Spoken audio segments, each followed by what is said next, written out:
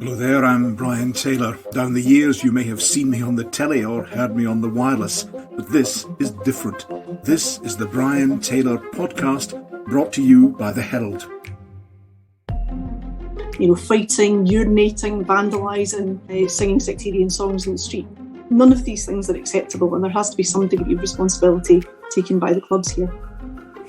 Do you think the club did enough? Alison Thewliss suggesting that perhaps they may not. She's not certain. May not have done enough. Do you think Rangers Football Club did enough to get the message out? The key issue with the current examinations are that they aren't assessing actual potential of pupils. What they're doing is fitting them into a pigeonhole based on how they're performing in relation to their peers.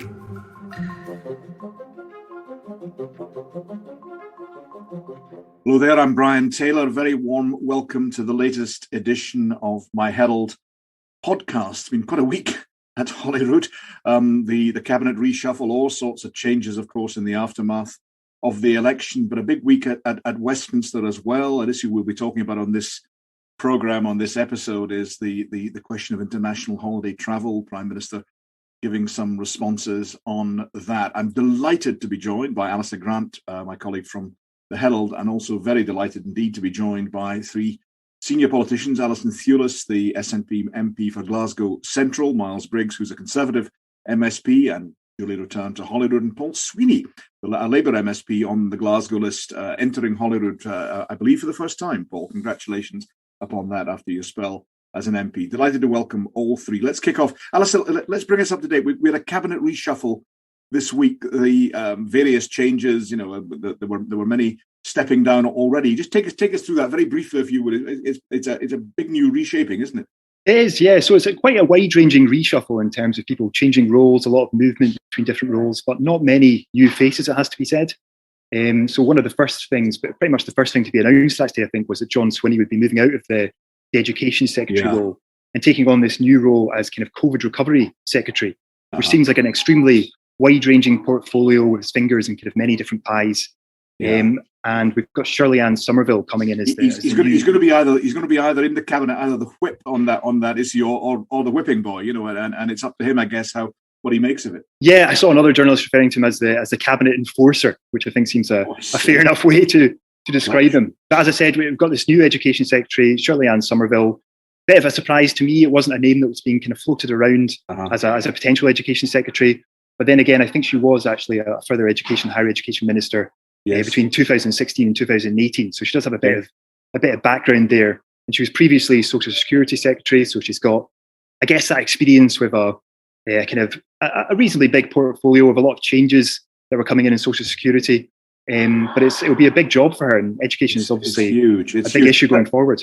Let's pause there and go to the panel. Alison Thewliss, Miles Briggs. Maybe Miles first on this one. We have Nicola Sturgeon describing our cabinet as a serious government for the serious times we face as a nation. So that's obviously COVID. We'll talk about that in a second. But this education remit, I mean, John Swinney is not the first to have faced a really challenging time handling education. Can anybody sort out the school system? Does it need sorted out? Maybe it's okay and it's doing all right. What's your take on that?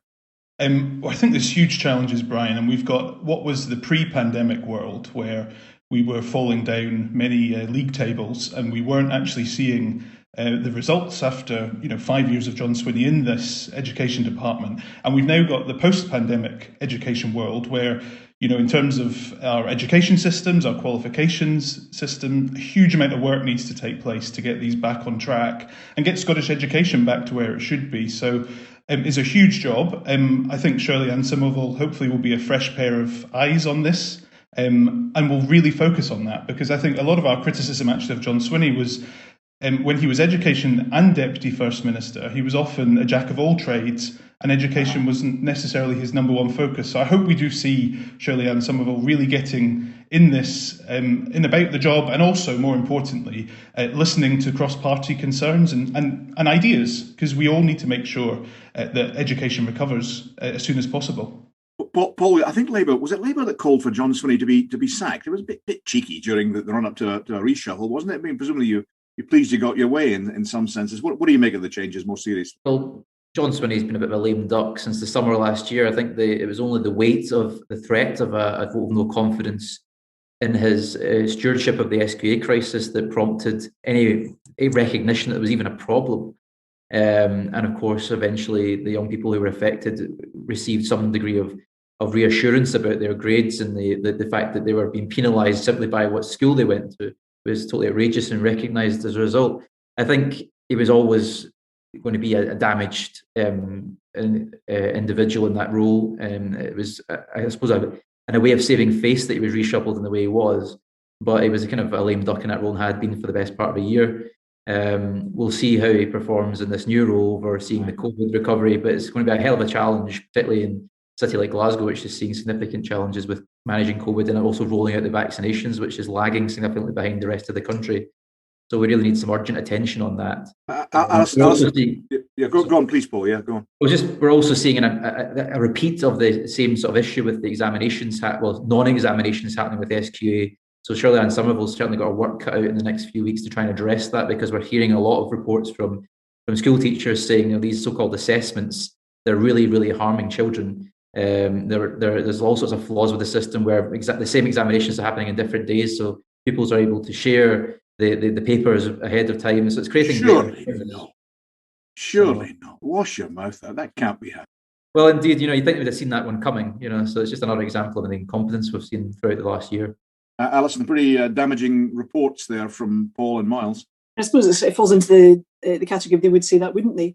But it has been an incredibly difficult year for everybody all around, and I think John Swinney has managed that as best as he possibly could in incredibly difficult circumstances, and because nobody knew exactly how the pandemic would unfold, nobody certainly expected that we would still be facing the challenges that we are today when the first lockdowns were announced last year.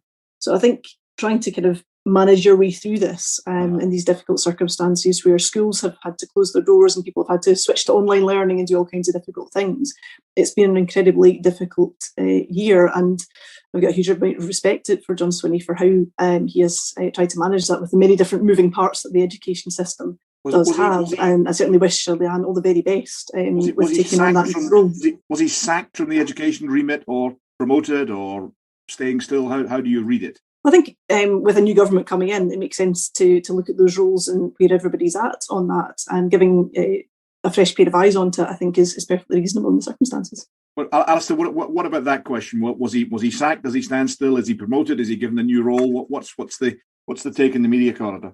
Yeah, it's a bit of a strange one. I think it was interesting that it was the first announcement on the cabinet reshuffle, because it seemed to be, I don't know how much of a consideration this was, but it seemed to be a bit of an attempt to kind of preempt that media narrative about John Swinney losing his job in the education portfolio, and by putting it out first thing, they've kind of moved him out of that portfolio but given him this new role. So I think in some senses he has been moved out of that role, and I think he was becoming a controversial figure in that role. He was getting a lot of criticism from the opposition parties. I think he remains the only government minister that's ever faced 2 votes of no confidence in Holyrood, albeit one of them was nothing to do with education. But it's no denying that his new role is a big role. I mean, it's I don't know if it's a promotion, but it's certainly a large role. He remains deputy first minister, doesn't he? Quite clearly remains in that post as well. Let's go to the panel again. Paul Sweeney, would you, this business of assessments, etc., do you think that we should return to the hires at all, or should, as some are suggesting, should it be constantly done by assessment, or do we need some form of external validation of pupils' performance? The revelation for me over the last summer was actually just how structurally unequal the examination system is. I was really surprised at how people were defending an algorithm rather than the actual welfare of pupils and actually their real academic potential. The most stark comparisons were between the private schools in Glasgow and the state schools in Glasgow, and just how unfair the changes were being made. That they were getting basically fitted into a bell curve regardless of how they actually performed. And I don't think that's a fair system at all. I think it exposed the reality of the pretty much a Victorian system of examination that we've had for so long. Do we bring back the hires when it's possible to do so, or do we go over to continuous assessment? I would like to see a move towards continuous assessment. That's my personal view on that. Scrap the hires altogether. No external. Well, there may well need to be external validation of some elements of assessment. Fair enough, but I think we need to seriously challenge. Well, that just makes it even more complex. You've got continuous assessment, and then you check the continuous assessment, what you mark the markers. There tends to be a combination in most academic institutions. That happens at universities, for example. You have external assessors, you have internal assessments.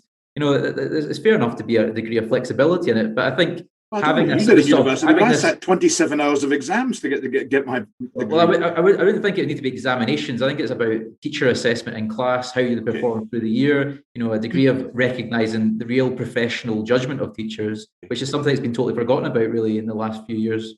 Alison, then Miles.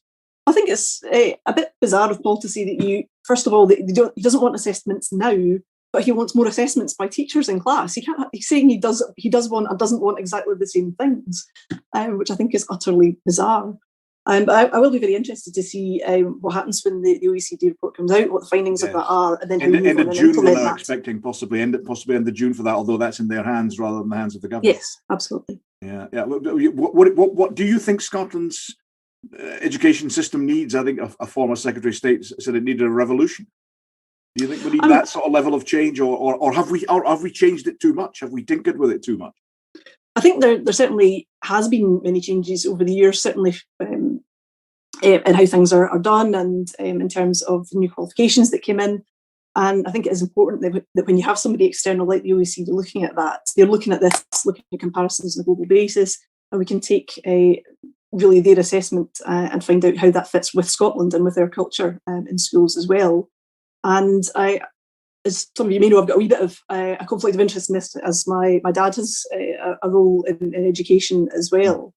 And I think what is important really is that you learn from the experts and you listen to those experts, and then you implement what will work best within Scotland. I think there's often far too much of politicians like us, with the respect to colleagues on here, saying what they think because we've all been to school and we've all sat exams at some point, rather than what the evidence leads us to. And I think it is important that we look at the evidence on this rather than taking perhaps our own personal experiences of what exams were like back in the day. Or what perhaps our children might be doing now, but we look at that evidence and we implement it on that basis. Miles, despite that chiding upon politicians, go on, pile in. What do you make? No, I actually agree with some of what Alison said there, because I think there is growing and widespread concern about the Scottish Qualifications Authority examination assessment and awards process, which we've seen during this period. But we need to get back to teachers and parents and individual pupils being able to see where they're at, and I think that's why this idea of just scrapping exams, we need to draw a line under, and because of the pandemic, we know what's... To be clear, you would bring, once it's possible and feasible, you would bring back the hires and advanced hire and all that. We have to, and we have to find out where pupils are at, and where we can then, get our education system re-established. But one of the things which I think is important is also, as we look towards the future, is actually the skill set Scotland needs, and what we need to make sure our young people are, fulfilling their skills to get into the workplace. And that's one of the things which I'm concerned about, because during this pandemic, young people who've left school, left college or university have almost been left in limbo, and will be almost until we get out of this pandemic lockdown situation. And what their future looks like is something we should all be focused on, and the skill set and the new jobs of the future, which will be very different, I think, post-pandemic. Let's bring it, Paul briefly on I see you keen to get in there. Well, it's just this point about assessment. I think that the key issue with the current examinations are that they aren't assessing actual potential pupils. What they're doing is fitting them into a pigeonhole based on how they perform in relation to their peers. The number of A grades that you get in a given year is determined by the relative performance of everyone else. It's not how actually good you are at the subject. And that's the problem, because it's all about who gets into uni and who doesn't. That's essentially what it is. There's only X number of places available. And it's basically creating a slide rule where you lot can go in, but they actually, what would have passed and got an A grade one year is different to the next. Yeah, but surely that's a way of moderating exactly that. It's a way of moderating whether the exam is easier than previous years. It's a way of moderating whether the marking by external examiners has been perhaps more easygoing than in past years. It's a way of trying to get some form of common thread, isn't it? That's some of the justifications that are made, but what we've actually seen play out with some of the egregious adjustments that were made last summer, when you saw private schools getting huge improvements when they appealed exams versus other schools that were state schools and lower performance, because basically you're imprisoned by the performance of previous cohorts in that school. So if Springburn Academy only got 20% of pupils getting an A grade the previous year, even if actually 30% of pupils the next year perform well enough to get an A, they were still going to be marked down, even because the performance of the previous years. That's not a fair system of assessment. What I meant by continuous assessment is not having formal do or die exams. What I mean is having a gradual process where people are able to show their true potential through the course of a year without that pure pressure of hothousing someone at the end of a year where they're having to sort of do this kind of time pressured examination. Okay, let's move on. We had mentioned there of lockdown more generally. Post lockdown we'll be able to do this. Post lockdown we'll be able to do that. Alistair, just bring us up to speed. Where are we on that in Scotland? Where are we in UK terms about international holiday travel as well? Just briefly, if you would. Yeah, I mean, I think it's fair to say that all eyes are on the so-called Indian variant of the coronavirus. I mean, last week, Glasgow and Moray stayed on level 3 instead of moving down to level 2, like the rest of mainland Scotland. Moray appears to be on a downward trajectory. I think Glasgow's still high, but maybe slowing. But we're now seeing rising cases in East Renfrewshire. With the council, I think it's the same as Glasgow, over 100 cases per 100,000 people. So I think we're due a decision as to what will happen in terms of Glasgow, Moray, East Renfrewshire, whether they'll stay in level 3 or move to level 2. In East Renfrewshire's case, that would obviously be moving to. And can you clarify us at all over international holiday travel? We had, I think, 3 UK government ministers saying almost 3 different things, but the Prime Minister basically saying, really you shouldn't be going to amber countries, for example. Obviously got this new traffic light system for international travel. I think the UK Transport Secretary, Grant Shapps, was this morning saying that people should use their kind of common sense when it comes to travelling abroad. So although I think just really briefly, I think with the kind of red list countries, you have to go into a hotel to quarantine when you come back. Amber list, you self-isolate at home for 10 days. In green list, you would basically just do a PCR test, but you wouldn't have to self-isolate as such. Okay. So although those amber countries, in theory, you can travel to them and then come back and self-isolate for 10 days. The UK government is very much saying, don't go on holiday there, only go in exceptional circumstances. So I think there's a perception, I think the boss of EasyJet was saying this, that there's some kind of mixed signals or people are a little bit confused about what they can and can't do in terms of travel abroad.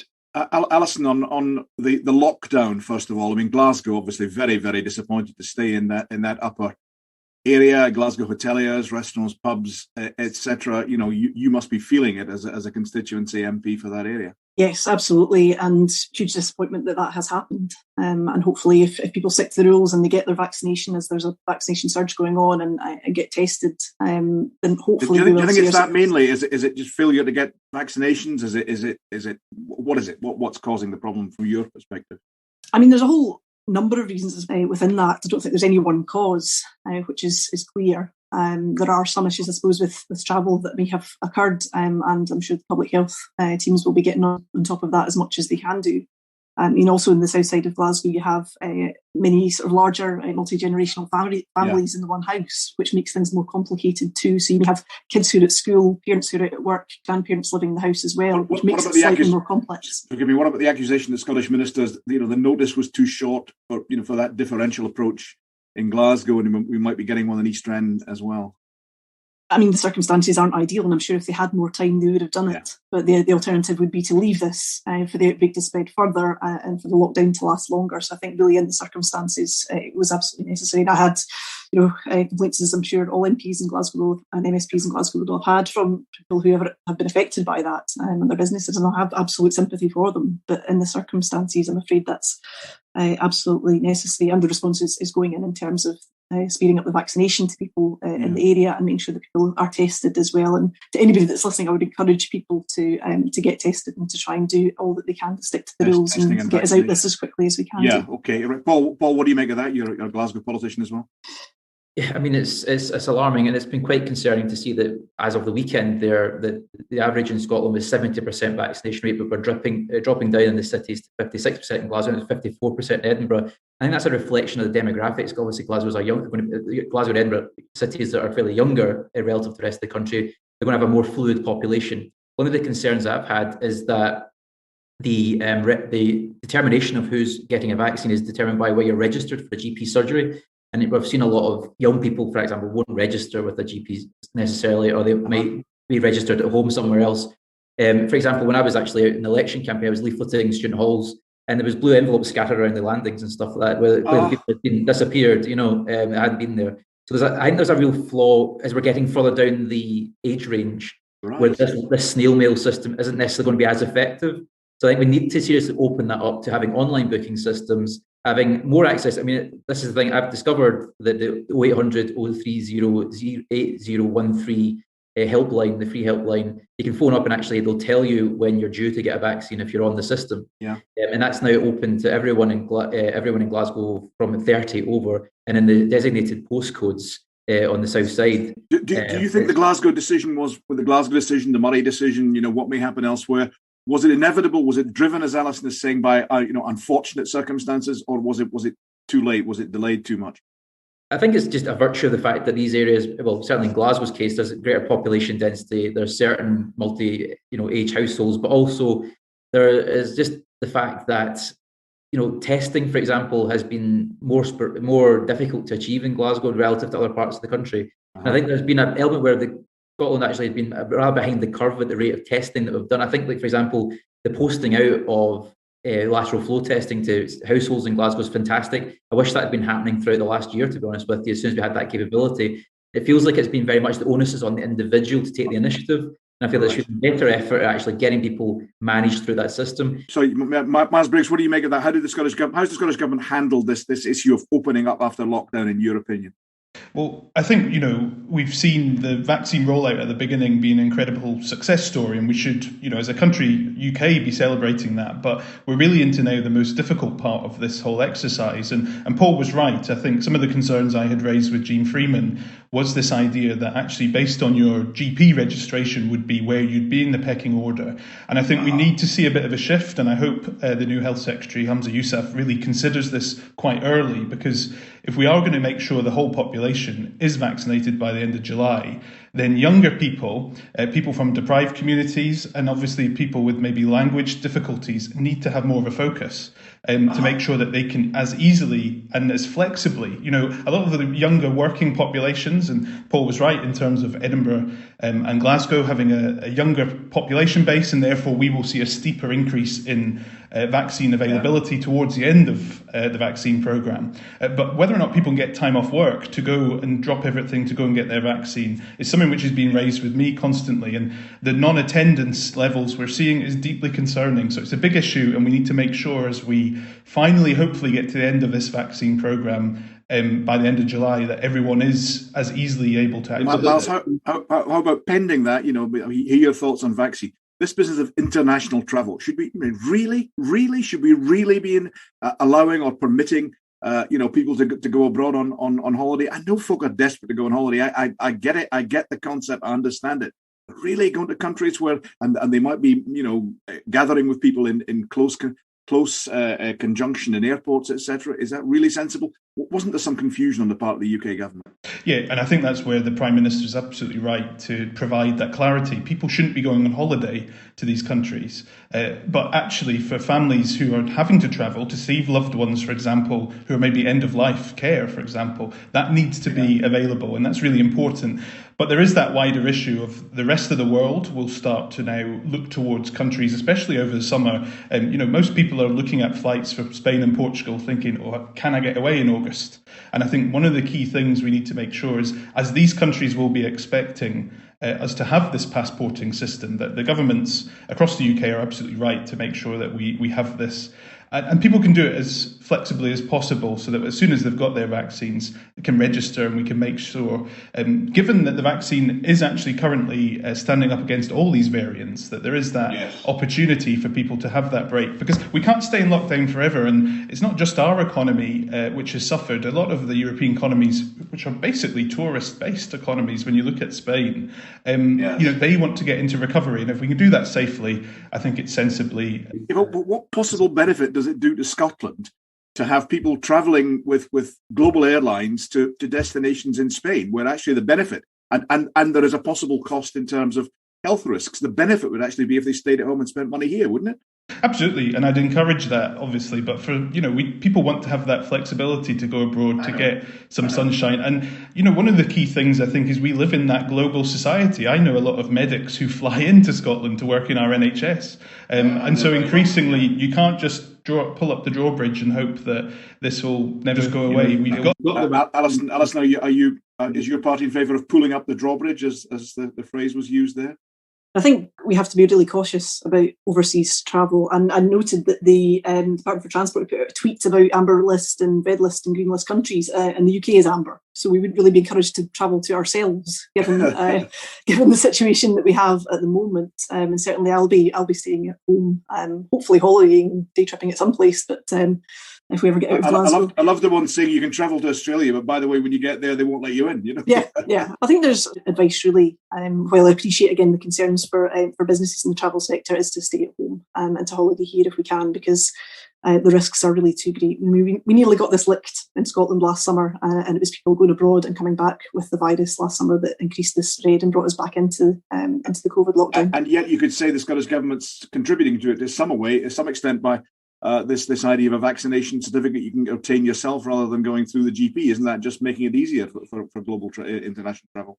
I think there's sort of ongoing debates around this. It does seem that other countries are now requiring something, so it becomes out with our control, actually. I see. Okay. So if you're being required to have a certificate of some kind before you can leave the country, I think it then isn't entirely in our own hands on that. So I think the discussion has moved on a wee bit, I think, perhaps. Paul, Paul, a very interesting point that Miles was making there. We cannot stay in lockdown forever. That's true, isn't it? We cannot stay in lockdown forever. At what point do you think the balance is in favour of, look, we've had enough of this, we need to try and get our economy and our society back to normal? Well, I think we saw the disastrous effects of that impulse earlier last year when we had the Eat Out to Help Out scheme, which is now commonly accepted to have seeded a second wave of the virus, which has caused tens of thousands of deaths. It was a disastrous public policy decision. But one of the more alarming aspects of the last year was the seeming eagerness of the government to maintain open air routes, even though we knew how disastrous that was having an effect. I mean, the UK government.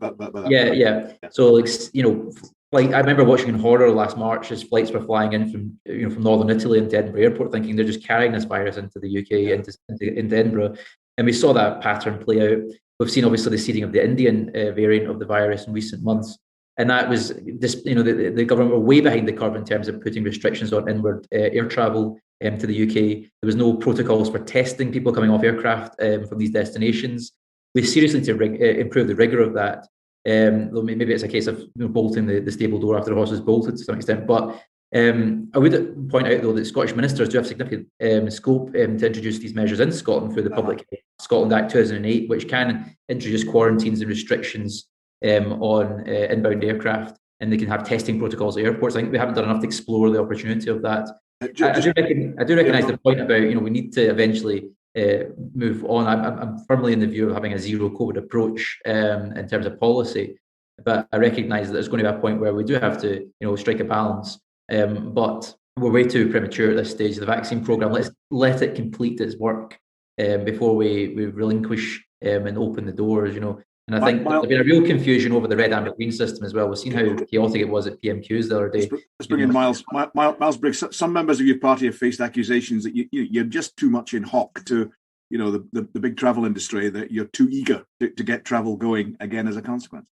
No, I don't agree with that. I in the last Parliament, shadowed Jean Freeman as Shadow Health Secretary, and we supported the government in taking forward all these restrictions on our lives with a public health focus. But we, I think, have also now got to a point where we're all terrified of the word variant. We will see these variants. The COVID vaccine is effective for them all currently. And just like flu, as it mutates, the booster we will hopefully see in the winter flu period is really important to meet any of these. But the fact that it is mutated, mutation as a word freaks the public out. But the fact we've seen it mutate 7,000 times is what the experts are saying is, we can't be cavalier with this, but we have to try to get as slowly back to normal as possible, because the economic impact on young people, as we've discussed, is huge. And just to stay in a permanent lockdown and where mutations are reported as they have been around the Indian one, isn't building public confidence. And I think we all need to try to do something about that, because the impact on our whole society, our economy, on the actual mental health of people, which is critically important, needs to be addressed. Talking about health, I mean, Scottish deaths of around about 10,000 from this hideous plague, 1/3 of them in care homes. Alistair, a new story from a new report from the Mental Welfare Commission on the transfer of patients from hospital to care homes. Just bring us up to speed briefly on that, if you would. Yeah, so I mean, care homes in general have been a big issue throughout the pandemic, particularly in those first few months of hospitals trying to kind of free up beds when they expected a big influx of people with coronavirus. So this new report by the Mental Welfare Commission has found that hundreds of vulnerable people, some with conditions such as severe dementia, were moved from hospitals to care homes without due consent. At the start of the pandemic, it highlighted endemic poor practice, and at least 20 transfers were unlawful, but many more were carried out without proper authority or potentially in breach of human rights. So it's obviously an extremely serious issue. Yeah. Paul Sweeney, very serious issue. It could scarcely be more emotive, this question, and one has seen the emotive nature on the face previously of Jean Freeman, and certainly still on the face of the First Minister. But the transfer was done at the time for very, very, very good reasons, which was that the fear that hospitals were going to be entirely and completely swamped by COVID patients. Wasn't that the case? Yes, the rationale at the time was reasonable, but I think we've learned that this continued to happen, even though the realisation was that this was having a severe effect on care homes. So again, a failure in decision making, a failure of leadership there, in my view. When that information became more apparent, there should have been rapid correction, and that didn't happen. Of course, we're going to have a public inquiry. I believe all that will be fully investigated. But I think I've got severe concerns because I know that people were making these points when they should have been acted on and they weren't listened to. That's the fundamental point. It wasn't that this is like, oh, we couldn't have possibly envisaged this. Of course, maybe the initial impulse was, yes, clear the hospitals, ensure maximum capacity for clinical, urgent clinical issues like treating COVID. But the secondary effects of discharging elderly people who were a particularly vulnerable population cohort into concentration, areas of concentration where they're all together in a residential setting, cause an absolute disaster. Miles Briggs, you pursued this repeatedly in the previous Parliament, and one report found that a far bigger factor was the size of the care home rather than necessarily the nature of the transfer. What do you make of that? Miles Briggs, then Alison Thewliss. Miles first. I'm not interested in a sort of witch hunt against the individual ministers, because across the world, every minister was taking the same decisions. But some of my greatest concerns, and I have cases I'm going to pursue for families, is that human rights-based approach not being put in place. And actually, more importantly, for example, around the do not resuscitate applications and things like that, there's a huge scandal here which eventually has to be shone a light upon. And I think for a lot of families I'm working with, they actively said they didn't want their relatives to be moved, and they were. And like you say, larger care homes were where we saw often individuals spreading like wildfire. Now, these were vulnerable individuals in these care homes, and that is where you would expect, sadly, this virus to spread and be easily caught. But part of what we need to do is actually restore that confidence. Then actually a power of attorney where you actually are given the decision making over a vulnerable individual, for example, people with Alzheimer's, dementia, that isn't overruled. And I know families who particularly feel that their wishes were not taken into account of, and that's wrong, and we need to get to the bottom of. Thanks, Miles. Alison Thewliss. I agree with what everybody has said here. Decisions were being made, for the best of reasons at that time, which has been clear, from all that has unfolded since, that perhaps, very clearly things should have been done differently, and different decisions could have been made. But a lot of this is with hindsight. I think it is really important that we do get to that kind of public inquiry, that we do get to look at all of the things that happened, what we should have done differently, what we would change should something like this happen again. Could you clarify, Alice, is it a UK public inquiry with a Scottish dimension, or will there be a distinctive Scottish inquiry? I'm just not entirely clear on that. I'm not 100% clear on where that stands at the moment, Brian, either. But I think it would be, Nicola Sturgeon has been clear that there should be a public inquiry in Scotland, and if it folds into the UK one neatly enough, then that is fine. If there are other aspects that we want to pick up and should be pursued, I think that would also be useful as well. We shouldn't miss anything out from the inquiries. If it's clear that one or the other is, then we should pursue that. Forgive me, Alison. We're saying that these decisions were taken, and they were taken for at the time, powerful motivations, which was to clear the hospital beds and to clear space. But do you think, and I concede it as a huge advantage, with the advantage of hindsight, were these decisions wrong? Were mistakes made at the time, as indeed Jean Freeman conceded? Yeah, I mean, Freeman and Nicola Sturgeon have conceded that mistakes were made. But in the heat of that moment, in the notion that the hospitals were going to be overwhelmed, those decisions were taken, as you started with your question, for the best of reasons at that time. And I think, but it's hideous as Miles said as well, these kind of decisions happened around the world as well. We're not unique in the decisions that were taken here. But we do need to understand why they were made and what we can do better. Sorry, what about Miles Briggs' point that some of this was done apparently against the expressed wishes of family members? Yeah, and I would agree that is deeply concerning, and families should have been consulted on those things and been listened to on those issues. But again, these decisions were being made very quickly in a situation that was developing really rapidly in a very scary way at the time as well, if you remember. Yes. Okay. And I think, just to add, I suppose, to things that we might want to look at as well, practices within care homes. You mentioned the size of care homes, but also care homes moving staff around, which caused spread, as in Skye and in other places. And that sort of thing. Oh, yeah, okay. Yeah, it's something that also needs to be looked at here as well, because practices could have been better to prevent harm too, and perhaps those weren't taken on as they should have been. Thanks for that. I think we'll return to this on this podcast and elsewhere. But now finally, sport, or rather, quite definitely not sport. Consequences from a sporting event showing events in a march through Glasgow, incidents in George Square. Alistair, bring us up to speed on that. The Rangers quote celebration. So we obviously had 15,000 fans kind of gathering in central Glasgow over last weekend, which is a huge number. I mean, that's not even far off the total number of officers in Police Scotland. 28 people arrested so far, I think, last time I looked, with the police saying that more will be arrested. And there's been questions in Parliament this week, haven't there? There was a question taken as well, yeah? Yeah, so there's an urgent question on it. And I thought it was interesting how the conversation moved on to possible repercussions. So you had Hamza Yousaf, who was obviously then Justice Secretary, saying that fans who are found to have been involved in disorder and vandalism should face lifetime bans from Rangers. And also raising the prospect of strict liability, clubs kind of being held accountable for the behaviour of their fans, which is something that's come up. They're not going to like that, and that'd be hard to impose, and there could be difficulties if, I don't know, one fan is impersonating behaviour from another or something like that. It could be really quite difficult, challenging. They're not going to like it. It's controversial. It's also something that has been, quote unquote, on the table for years, and nothing has really happened as a result of it. So it'll be interesting to see what happens next and what action Rangers takes against its own fans as well. I mean, Rangers did they encouraged the fans to stay away. They put out repeated statements saying don't do this, and they said what the behaviour was. It besmirched the club. It was something like that, wasn't it? That phrase. It was, yeah. So they released a statement saying that behaviour of some fans had besmirched the club. Yeah, so it was pretty strong. It was strong. And we also at the same time have a police investigation into a video, which I think Rangers are saying it's not genuine. Oh yeah. Okay, well, we leave that one for now. Because it's not clear whether it's authentic or not. Let's leave that for now. Let's stick to this. The events in the March and George Square.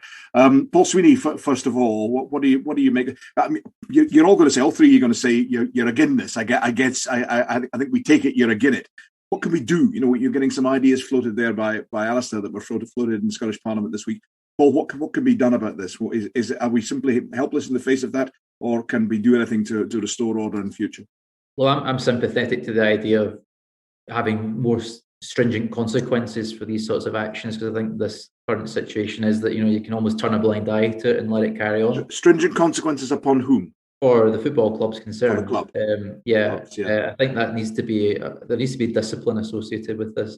I think it wasn't entirely unanticipated. I think it's fair to say we already saw those sorts of celebrations play out a few weeks before when the arithmetic of the league was such that Rangers were going to win, and we saw celebrations spill out onto the streets of Glasgow. But Rangers Football Club would say that they appealed again and again and again to their fans not to repeat that, not to gather in the streets, not to gather outside Ibrox, not to gather in Glasgow. They would say they appealed for that again and again.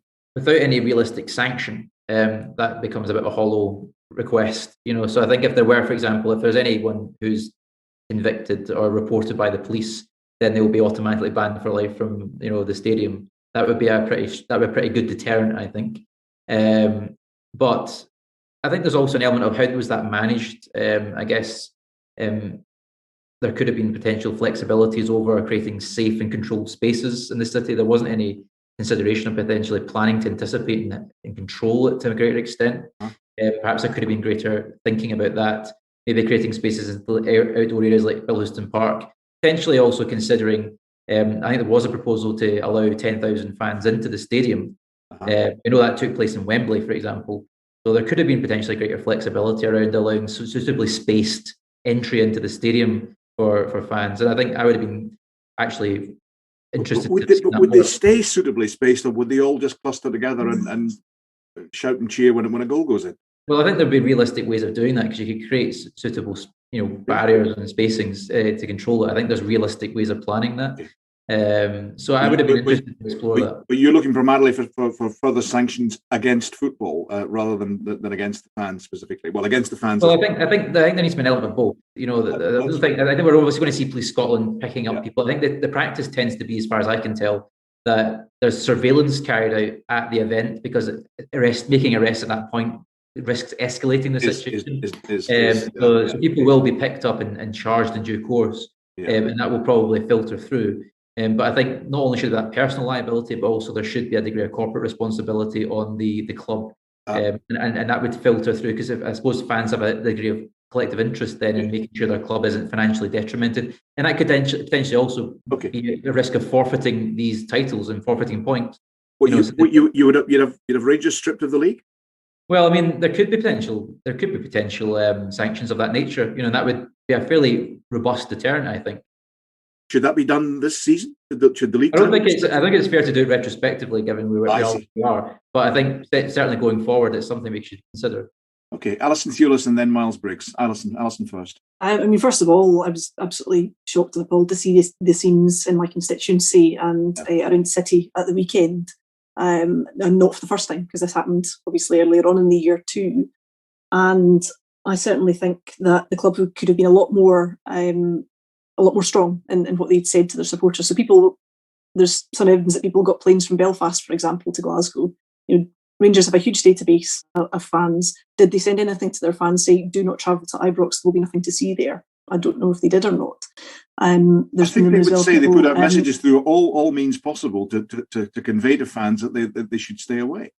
Yeah, and people ignored that, and it's clear that what can the club do if people ignore it? Why blame the club if people ignore it completely? Well, some of this seems to have been organised by fans groups as well, and perhaps there's more that the club can do in terms of dealing with those fans groups who clearly coordinated and orchestrated both the gatherings outside Ibrox, the marches through the city, the gathering in George Square. What about sanctions on the clubs themselves? If their supporters, it could be any club, if their supporters misbehave, should there be a financial sanction or a penalty in terms of league points or losing trophies? Yeah, and I think we should. I think it's worthwhile looking at that, because this is persistent behaviour. This isn't just a one-off. This has happened now numerous times, and I think it's unfair to tar all fans with the same brush, obviously. I mean, if a Dundee United supporter, for example, misbehaved and the whole club got tarred with it, that wouldn't be. I can't imagine why you mentioned Dundee United. I can't.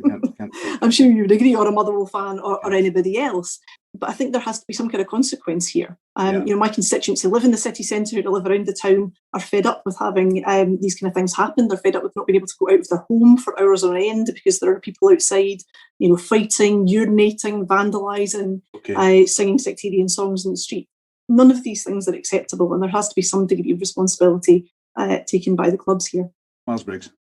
Well, these were disgraceful scenes we saw in George Square again. And, I actually think we should praise the police for the work they did in an incredibly difficult situation. And they shouldn't have been put into that position in the first place. But one of the key things is, I've been speaking to some of my friends who are Rangers fans who stayed at home, celebrated at home or in their gardens, and they're disappointed. No one wants to see what this does to their football club's reputation. And I think that's where we need to make sure that those fans who decided to go against the rules, to go against the messages which were being put by the club, by government, etc. Do you think the club did enough? Alison Thewliss suggesting that perhaps they may not. She's not certain. May not have done enough. Do Do you think Rangers Football Club did enough to get the message out? The communications I had seen they were putting out, and at the end of the day, they can't control every single person who supports them. It's about individual responsibility. Quite rightly, I think they're looking at footage and life bans for these individuals are correct. If you're going to put sanctions on the club, financial penalties on the club, league points withdrawn, trophies withdrawn, what about that?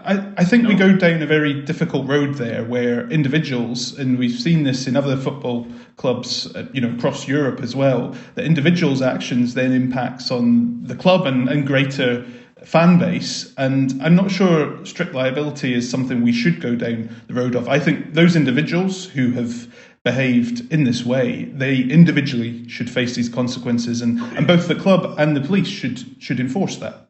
Brief final word, Paul, and then Alison on this. Paul and then Alison. Well, I agree that the police managed the situation as best they could, and that some of the abuse they were. I've witnessed some of the video footage. It was disgraceful what was going on, and particularly in George Square and St Vincent Street. Some of the video footage was terrible. So all credit to their efforts, and public servants putting themselves in the line of duty and facing pretty horrendous situations. They're often overlooked, and I think I'm still sympathetic to this idea that we need to create a more robust deterrent. The scale and repetitiveness of the disorder that's the issue. I wouldn't necessarily dock points for someone urinating in the street. We're talking about riotous behaviour. It's not normal, and we should stop. We should stop tolerating it. Final word, Alison. I'm pleased to see that the police are doing a bit of an inquiry into this afterwards as well, and I would encourage people who have evidence of antisocial behaviour to submit that into this inquiry as well, because while the arrests have been made, I think there's clearly much more widespread antisocial behaviour, and people should be held accountable for their actions. But you think there needs to be, your constituents have just had enough of it. You're saying there needs to be something more than just individual fans banned from individual ground. Yeah, no, I think we need to look more widely at this because, as I say, it's something that's happened now on multiple occasions, and there needs to be responsibility taken at all levels for it. Thanks to all of my panel. Thanks to Alistair Grant. Many, many thanks to all of you who tuned in to listen to this podcast. From me, Brian Taylor. Toodaloo the new. This podcast was brought to you by The Herald. We're giving you the chance to get exclusive access to even more insight, analysis and opinion with a Herald subscription.